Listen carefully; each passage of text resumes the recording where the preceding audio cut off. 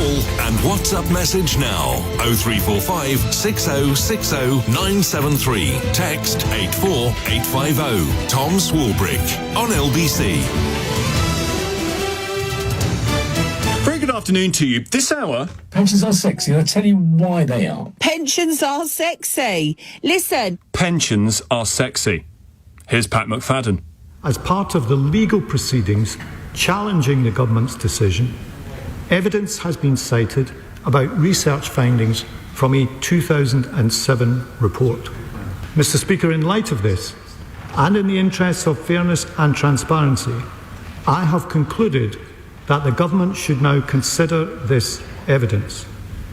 This means we will retake the decision made last December as it relates to the communications on state pension age. Steamy stuff from Pat McFadden in the House of Commons the other day. Here's the long and short of it. 3.6 million women want compensation because they weren't aware that the government had moved their pension age from 60 to 65. The change was gradually to come into effect from 2010. The law was changed in 1995. In 2011, they sped it all up and moved the age from 65 to 66, coming in by 2018. This meant 3.6 million women born in the 50s had to work longer before they got their pension and, crucially, say that they were not properly informed about the changes and want compensation.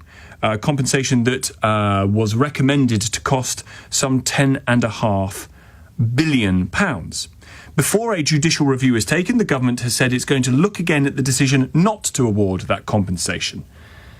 We can get into the detail of why that might be, but is this the right thing to do, to offer £10.5 billion worth in compensation to people whose pension age went up in a way that they said they were not properly informed about, and therefore they lost how much money or weren't able to claim it by when they wanted? 0345 6060 973. Debbie De-Spon is a spokesperson for the Women Against State Pension Inequality group and is a WASPI woman. Thank you for coming on the programme, Debbie. It's good to speak to you. Let's start with what you know has changed in order for the government to look again at their review. Well, what's changed is the government realised that they couldn't any longer defend the indefensible.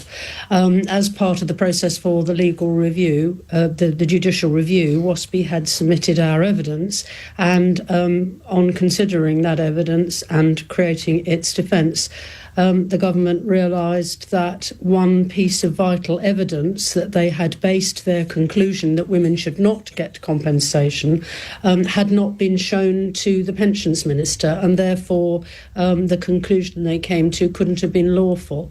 Now, that was one of the things that we raised in our judicial review papers. There are other things, but it is an extraordinary about-turn on the part of the government, and we can't understand why this information wasn't put before the minister at a very critical time. Do we know what the information was?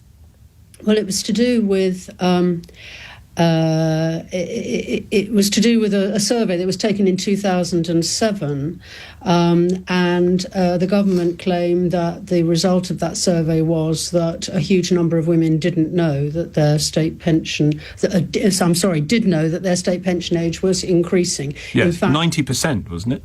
Yes, and in fact, the research completely contradicts that. So it's a very vital piece of information. Okay. So if the information, let's argue in hypotheticals here for a moment, Debbie. But if the information says 30% of women actually knew that the state pension age was changing, that they had been communicated with by the government to that effect, why should taxpayers now pay for compensation to people who could have made themselves aware of the situation back when the law was changed some 30 years ago? Well, the Ombudsman WASPI's been campaigning for 10 years for justice, and the Ombudsman has carried out a 6-year investigation when they looked at all the evidence from all sorts of different sources, and the Ombudsman concluded that WASPI women were not properly informed.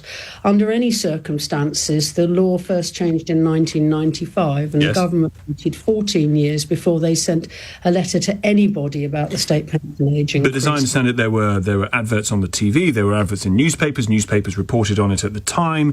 It was spoken about in Parliament. The changes were press released by the government in 95 and again in 2010.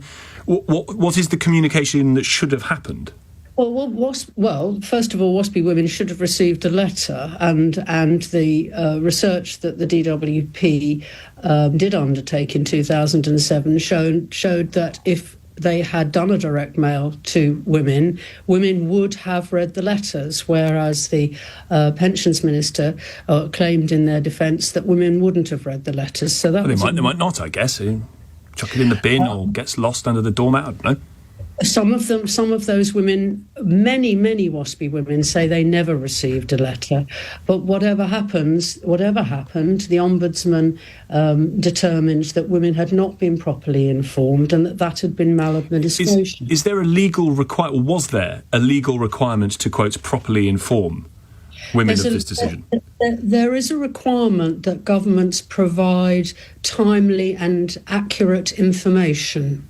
And so along with that and other codes of practice, the Ombudsman concluded that maladministration had happened and that women hadn't been properly informed. And as far as the advertisements and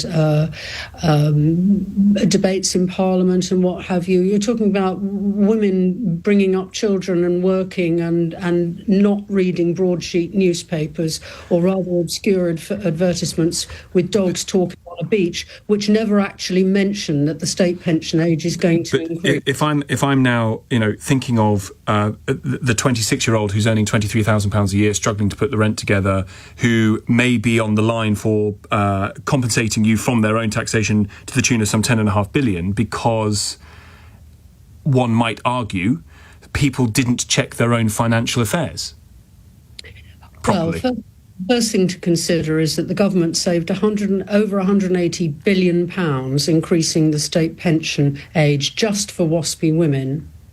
And the WASPI issue isn't an intergenerational one. We've got children, we've got grandchildren, we want the best for them and they want the best for us.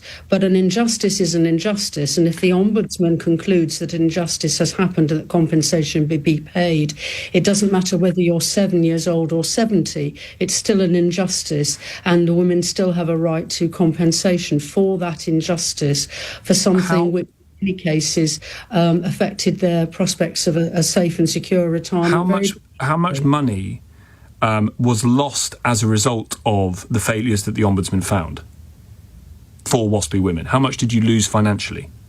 Well, it depends. It depends according to the woman. The compensation would most likely be paid, and the government has never to this stage put together a compensation scheme, which the Ombudsman instructed them to do. But some women received more notice of the increase than others, and some women waited not as long as others. So there are variations within the cohort of what kind of compensation. So we're now compensating not to the same tune of someone who wasn't communicated with properly, but we're now compensating someone who did know, who was communicated with, who happens to be a WASPI woman and who had to wait longer. That's not. Is that fair on current taxpayers who will be paying this? As I say, there is no compensation scheme yet devised by the government, so we don't know what their intention was as to how compensation might be paid. And to come to the question of how much money women lost as a result of these failures, I'm reading here, the Ombudsman found that a 2-year delay in sending out personal letters cost them the chance to adjust their financial plans for retirement, although no women lost money as a result. Absolutely. The Ombudsman... So no one lost any money? No, the Ombudsman investigated 6 sample cases, and of those 6 sample cases, none of those women, he concluded, had a direct financial loss. But when we gave evidence to the Work and Pensions Committee, we were able to point out to them that even though that was the case for the 6 test cases, many women would be able to show that they had suffered a direct financial loss without being able to make informed choices at the right time about their retirement. We're now in a position where some people were communicated with. It might have been not appropriate or not enough, but people were communicated with about the decision in 1995 and again in 2010. Women did not lose, the Ombudsman found women did not lose money as a result of these failures, and yet the suggestion is, from the Ombudsman to be fair, that the tune of £10.5 billion could be necessary to pay out in compensation. Why? Well, the stress and worry of not knowing that you were going to reach your state, you weren't going to reach your state pension age when you had believed that you were going to. That's up to you, with respect. Look, you plural. That is up to a person for themselves to work out their own financial status. Why am I compensating for you for not checking? Again, you plural. I don't. It's not compensation for not checking. It's compensation for the government not keeping women adequately informed, not just sending us one letter. I regularly have letters from the government every year to tell me that my disabled child's going to get a £10 Christmas bonus. They don't need to write and tell me that, but they could have written and told me that I was going to have to wait for an extra 6 years for my state pension. I appreciate your time. Thank you for coming on. Debbie De-Spon is a spokesperson for the Women Against State Pension Inequality group. I come back to that question. Debbie described it as not an intergenerational question because a breach of the rules is a breach of the rules however old you are.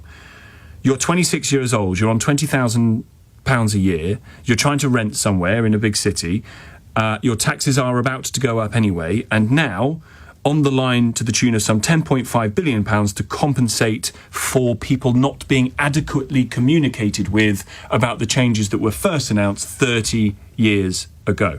I agree that having the age at which you can access your pension go up when you're nearing that point of retirement is incredibly difficult and probably slightly soul-destroying if you hate your job. But pension ages do need to rise, and if we want to try and get equality between the sexes, then maybe men and women should be able to get their pension at the same age. I'm not sure they should get a penny. 03456060973. Come to your calls after this. Tom Swarbrick here, 4:15.